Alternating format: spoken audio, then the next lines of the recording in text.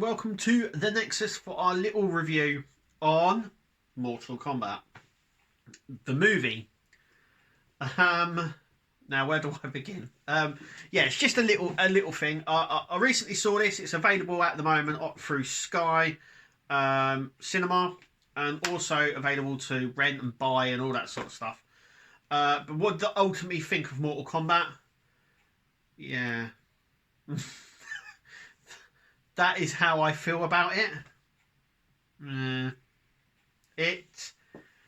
It weren't the best. Let's put it that way. I think it's really difficult, and I don't know why people they look at things like Street Fighter and Mortal Kombat as a video game. It works, okay? It works as a video game, not as a film. It just does not work for me. I'll tell you, it was okay. I mean, it's one of those films that I wouldn't necessarily seek out to watch.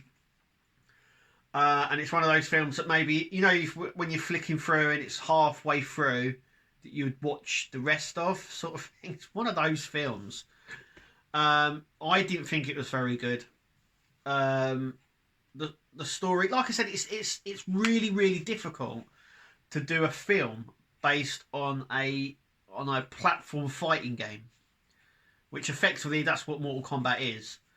And mostly, I think they wanted to squeeze in as many of the known characters from it. But I don't really understand the story. It sort of branched off. They were like, oh yeah, there's a fighting tournament, which, by the way, they never do. There is fighting in it, but it's apparently about a tournament. We obviously know this from the video game, but it never actually happens. Basically, they're fighting someone who wants to eliminate Earth's fighters from the tournament before the tournament starts, which we don't see in the film. What we see is them fighting the guy who's trying to stop them. And if they lose the tournament, he gets to take over the world from this other dimension. Yeah, it already sounds sort of bonkers, and it is. And obviously we have characters like Sub-Zero in it, which I think is like the fan thing that everyone just goes crazy for. I played the video game, but can I name a single character from the game apart from Sub-Zero? No. Can you name a single character, even though you've watched the movie, apart from Sub-Zero? No. So it just shows you. Because I can't. I know some people did, but I ultimately didn't like it. It was one of those movies that no one asked for. We've had many of them, like Hellboy recently, when they redone Hellboy. It was a film that no one asked them to redo or visit.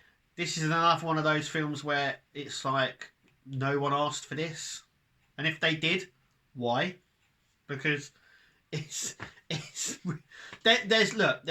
hundreds of better films out, and that I've seen recently over Mortal Kombat, and yeah, it's a fighting game. It didn't really gel very well. The characters are like the video game. It's very two-dimensional. It just didn't inspire me enough to like the film. Like I said, I just think it's really difficult to have a fighting game. It's a bit like saying, oh, I can make a game on Pac-Man. A live-action Pac-Man. I mean, how would you do that?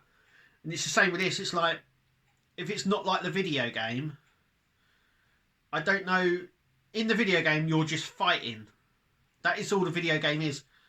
And I don't know how you make a film out of that. In fact, I still don't know, because it wasn't, like I said, it had its bits, but ultimately, I think the problem is as well. I think it gets sort of blended because we've been spoiled by DC really and Marvel and things like that. It doesn't bring anything new that we haven't seen before, and I think that's what it needed, but it just doesn't. And like I said, there's not. even in the game, there's not a very good storyline, and there really isn't in this either. So yeah, it's a thumbs down for me. But anyway, let me know what you think of the movie, and thank you for watching. We'll see you at the next the next video.